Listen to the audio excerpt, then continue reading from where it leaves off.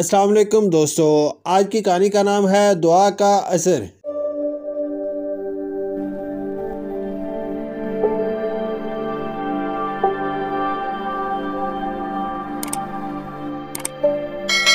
दयान एक बहुत ही नेक और समझदार लड़का था। पढ़ाई लिखाई में दिल लगाने वाला और अपने बुजुर्गों की अतात और इज्जत करने वाला दयान जिस गांव में रहता था वो गन्नम की फसल के हवाले से बहुत मशहूर था। पर इस बार पूरा साल बारिशें न होने की वजह से जमीन फसल के लिए बिल्कुल तैयार नहीं थी। दयान अपने बड़ों और गांव के दूसरे लोगों के मुंह से गन्नम की फसल के हवाले से परेशानी की बातें सुनता रहता था। एक दिन दयान के अबू इसकी अम्मी से बात कर रहे थे कि घर की मरम्मत के लिए उन्होंने कर्ज लिया था और फसल की कटाई पर अदायगी का वादा किया था, पर बारिशें न होने से तो अच्छी फसल की कोई उम्मीद ही नहीं। दयान के अबू कर्ज की अदायगी के लिए बहुत परेशान थे। दयान अपने अबू से बेपनाह मोहब्बत करता था। वो इनकी परेशानी का सुनकर बहुत परेशान हो गया था। उसको समझ नहीं आ रहा था कि अपने अबू की परेशानी दूर करने के लिए क्या करे। इसी परेशानी में वो कुरान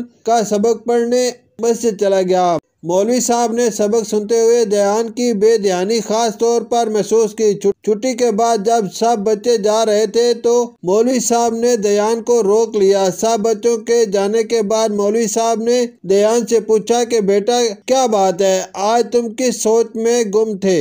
दयान ने इनको सारी बात बताई।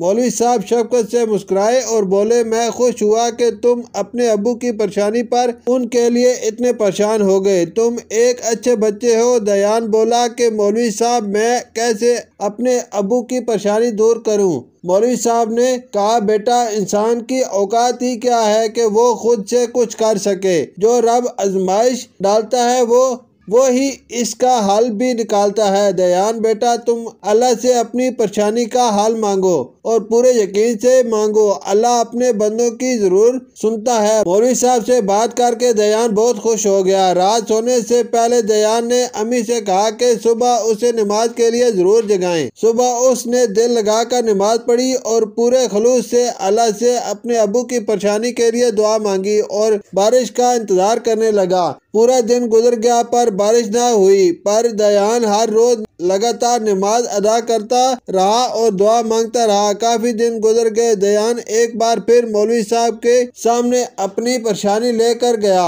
मौलवी साहब बोले, दयान बेटा अपना यकीन टूटने मत देना।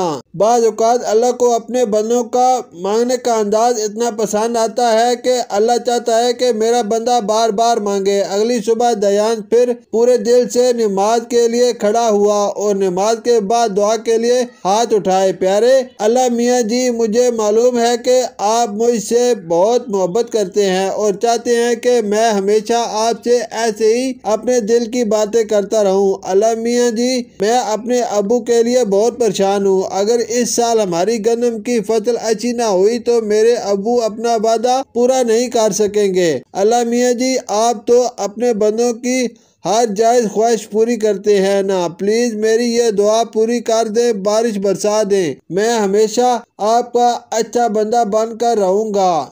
अभी अहमद ने हाथ चेहरे से हटाए नहीं थे कि इस छोटे से गांव की चारों तरफ गहरे काले बादल आ गए। दयान दौड़कर बाहर निकला और काले बादलों को देखकर खुशी से अपने अम्मी और अबू को आवाजें लगाई। अम्मी अबू आए देखे मेरी दुआ कबूल हो गई। अल्लाह मियाँ जी आपका बहुत शुक्रिया। आई लव अल्लाह मियाँ जी। चम चम बरसती बारिश में जमीन पर अम्मी अबू और आसमान पर फरिश्ते अल्लाह के इस नन्हे बंदे की पहली दुआ की कबूलियत की खुशी को देख रहे थे। शुक्रिया।